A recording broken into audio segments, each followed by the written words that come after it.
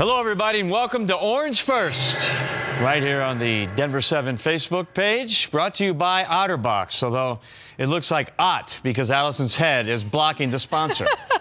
Let's get closer to Woody. I'm Lionel Bienvenu. Allison Mastrangelo is here. She was in the locker room last night, and we're going to talk about that. And Woody Page is here, who wrote a column today on the DenverChannel.com, which you must read. And it has some pretty drastic measures that the Broncos should take. But first of all, let's talk about this, guys. Are you familiar with Led Zeppelin, Allison? Yes. The song remains the same. Oh. That's the tune being played at Dove Valley. Woody? Oh, I thought you were going to say Stairway to Heaven, because that's, that's not the one.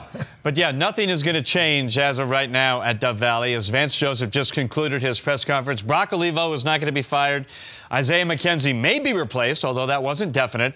And Vance Joseph, obviously, is still the head coach. I just don't think it's anything more than more of the same.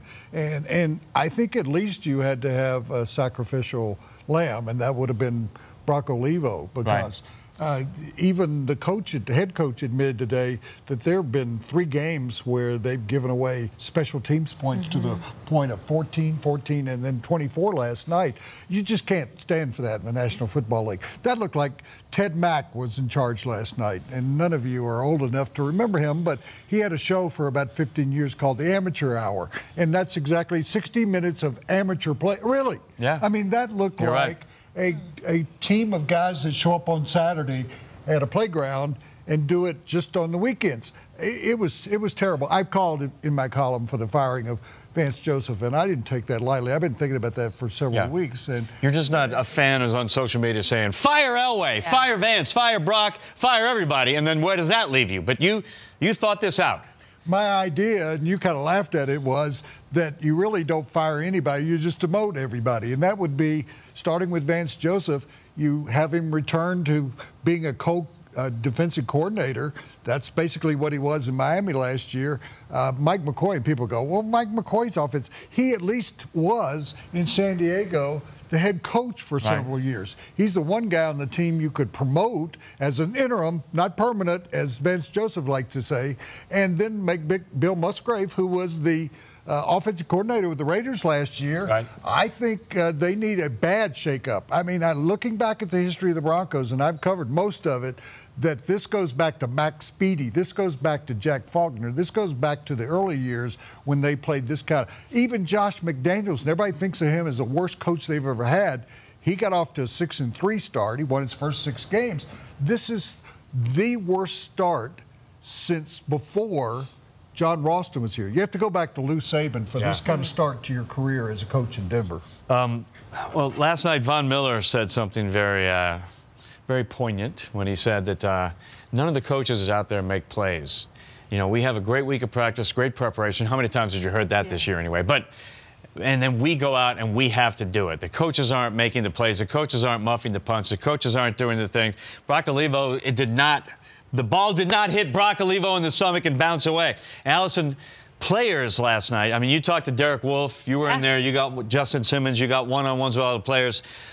Do they take it on themselves that this is our faults and not the coaching staff? Yeah, they really do, but they're frustrated, they're embarrassed, and they also seem kind of lost because they say they haven't experienced this before. 5 games in a row, it's tough on them. Shane Ray, when we were talking to I forget who we were talking to, but I could hear him like counting off the points. He's like 24 points on special teams. I'm like, oh, somebody's a little upset. Went and talked to him.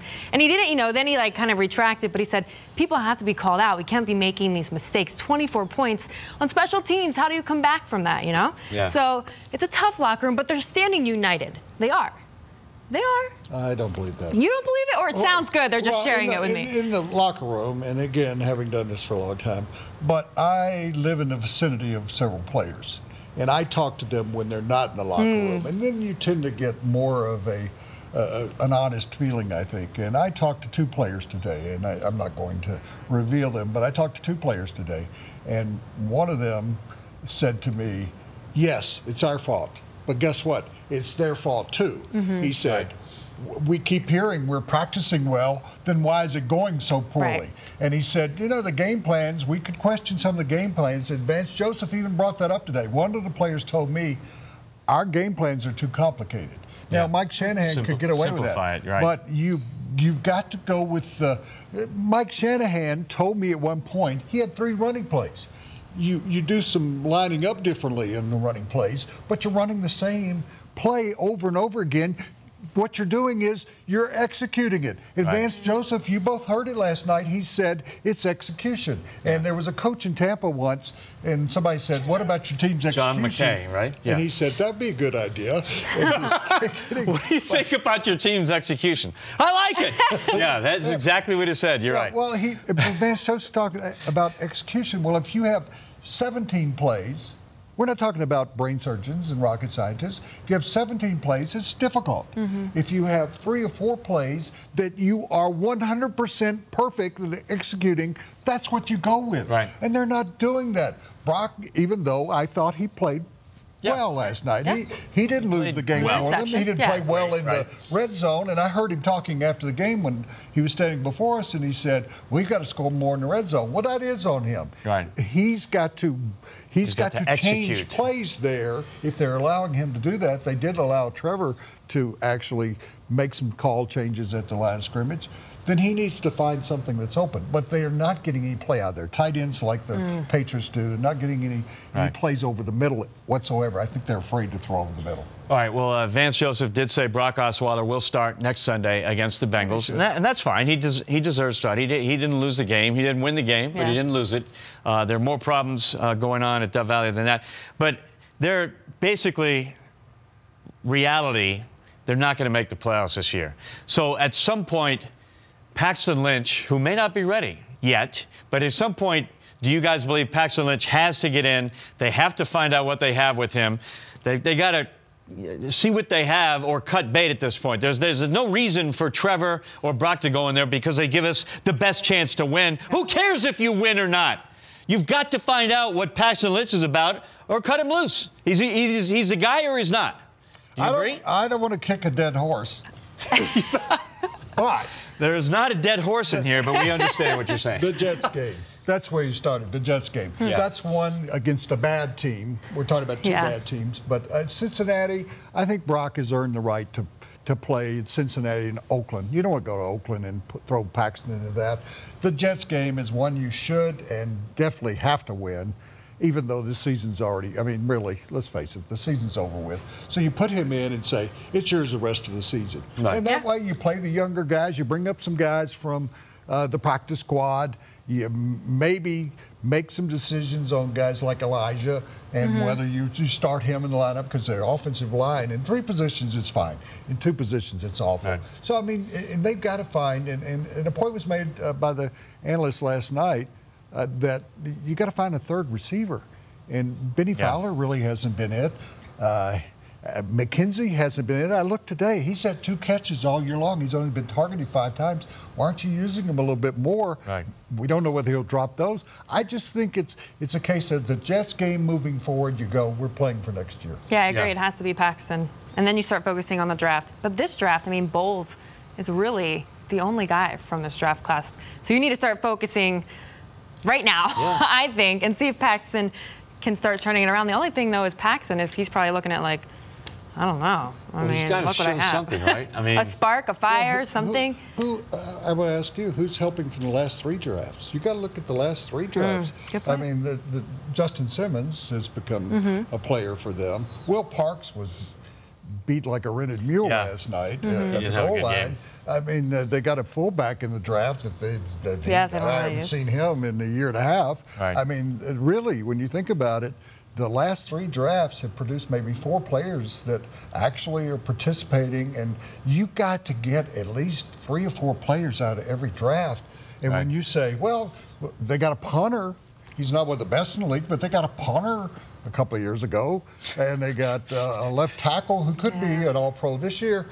Out of 15, 16 players, I mean, we're thinking that maybe Chad Kelly could end up being the best player out of all the draft. But we don't know. The last pick in the draft, but he's injured too. Jake Butt injured this year. Like you said, Bowles is pretty much DeMarcus Walker inactive, D'Angelo Henderson inactive. Yeah, I was telling Allison before we went on, truly, I don't like the fact that Vance Joseph's learning on the job. He had 1 year as a coordinator. Right. He has been mostly a defensive back. I think that was a mistake that in a position where you're 2 years removed away from the Super Bowl, you really need someone with a great deal of experience. If you're going to go with somebody young, it would have been Shanahan. Did you see the way the 49ers were celebrating yesterday as if they won the NFC Championship? Right. But I forget him for a moment that, you know, John Fox-like guy who has been around, and Fox had been to the Super Bowl. So with a team like this, you can go with the 49ers with a young coach, but this was not supposed to be, you talked about it, it was not supposed to be a rebuilding. It was supposed to be a retooling. Well, they can't find the toolbox. Right. It is a rebuild. And what they did in San Francisco is they admitted they hired John Lynch and Kyle Shanahan and gave him 6-year contracts and said, this is not happening this year. They just traded for their franchise quarterback, who they're not even going to play this season. So they are saying this is a rebuild and we're building for the future. And that's it. That's what John Elway should basically say, is that Vance Joseph is a first-year coach. This is not a reboot. This defense is not going to be together. Aqib Talib, who knows what. The Broncos this defense has given up almost 100 points in the last 2 games. So this whole thing, this window of a great defense, I think that's out the window as well. You are rebuilding. But it's a championship city. People want to win. So well, they do. Well, that's what I said. Fire Elway, fire Vance, fire everybody. We want to win the Super Bowl this season. Yeah. But at some point, reality has to sink in that it's not happening. Since Peyton is gone, they didn't make the playoffs last year. They're not going to make the playoffs this year. That's 2 years in a row not making the playoffs. So Championship City is not in Denver at this point. Yeah, last week I had a poll, and you made a lot of fun of it. That it's your fault, Woody. Myself on the poll. Well, fire me. Right. If that's going to make a difference, fire me. You sacrifice yourself. I've had a nice run. Fire me. But somebody has to take the blame for this, and it's really up to, even though he's earned the right.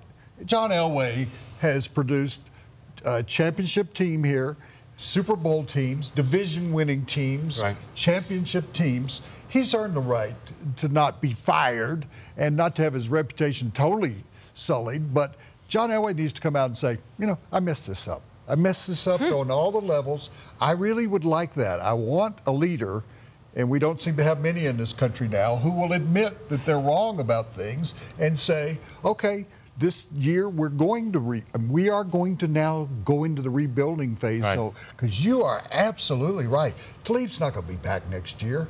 I'm not sure about Brandon Marshall being back next year. I'm not sure about most of those defensive linemen that they've kind of cobbled together. It's a situation that is not going to get better until it gets worse, really. Yeah. All right, well, to recap this thing, Vance Joseph had a presser today, so he has not been fired. He was talking as the head coach of the team. There's not going to fire Brock Olivo. There may be some player changes. Elway hasn't said anything, so it's kind of into Cincinnati next week, at least.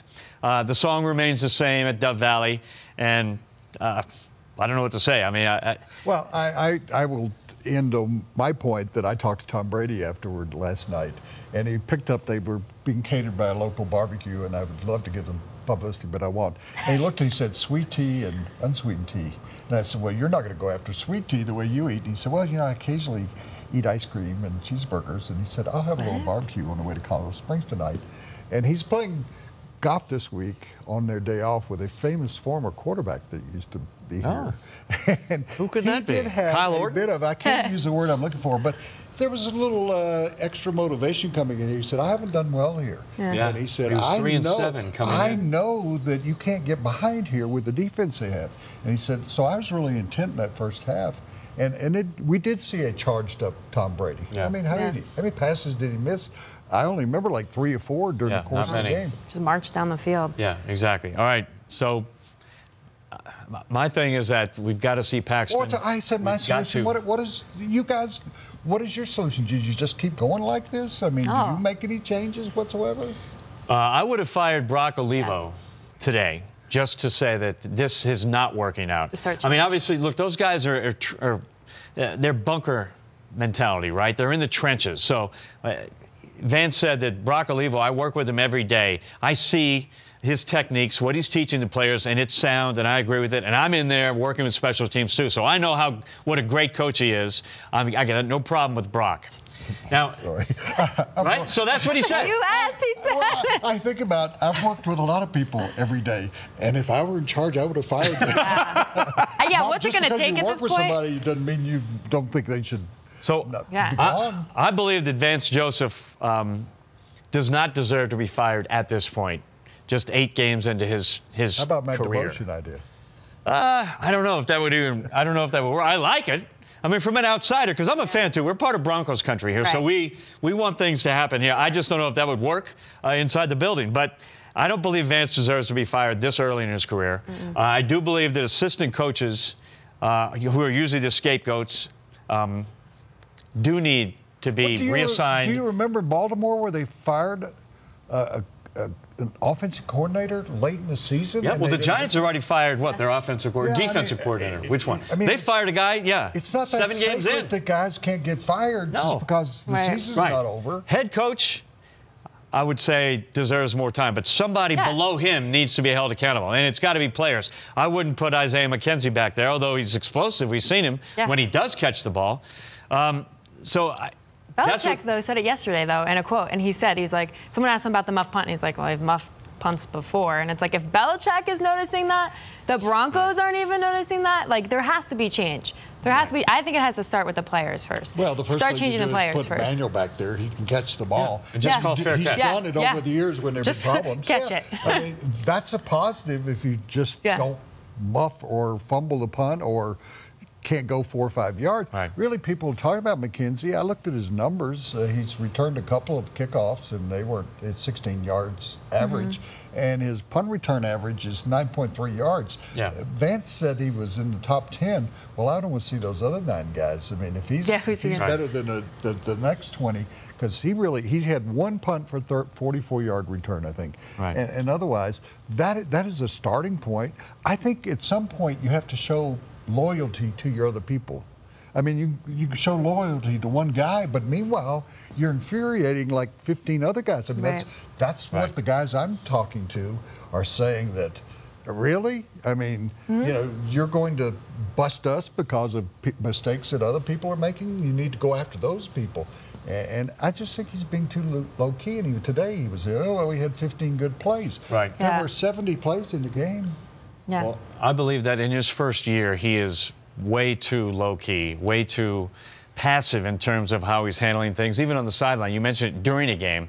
I think people want to see some fire. They want to see some anger. They want to see some head coach, you know. Their face. Yeah, exactly. Yeah, I mean, I would like that. I have liked that in my career, where somebody actually, it works both ways. You praise people when they do well, and you might condemn them when they do poorly. And you don't learn on the job, and that's what we're talking about.